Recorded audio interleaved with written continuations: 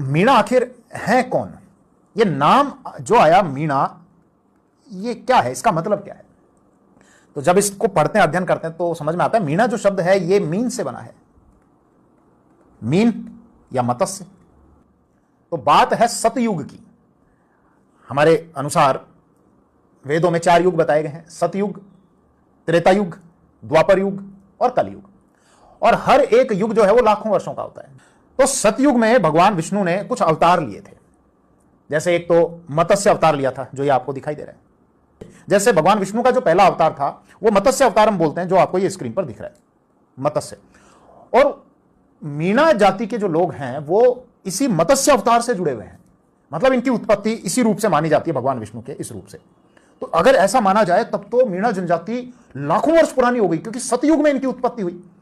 और सतयुग में उत्पत्ति होने का मतलब स्वयं सतयुग ही 17 लाख वर्ष का था। एक व्यक्ति हुए मुनि मगन सागर, जो मीणाओं के जो धर्म गुरु हुए हैं, मुनि मगन सागर ने एक किताब लिखी है मत्स्य पुराण। और मत्स्य पुराण में यह बताया है कि मीणाओं की उत्पत्ति भगवान विष्णु के मीन यानी मत्स्य रूप से हुई है। तो मीणा जनजाति इसका मतलब बहुत पुरानी है। साथ ही साथ यह बताया है कि मीणाओं के कुल 5200 गोत्र हैं।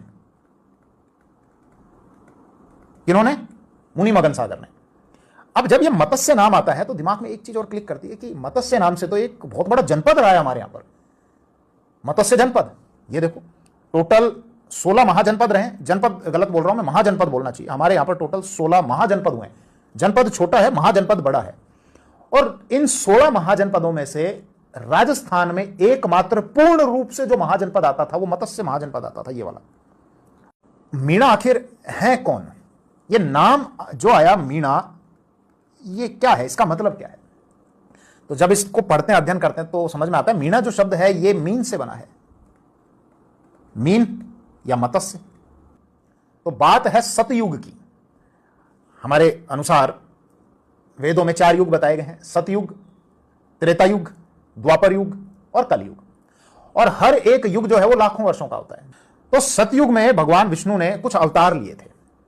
जैसे एक तो मत्स्य अवतार लिया था, जो ये आपको दिखाई दे रहा है। जैसे भगवान विष्णु का जो पहला अवतार था वो मत्स्य अवतार हम बोलते हैं, जो आपको ये स्क्रीन पर दिख रहा है, मत्स्य।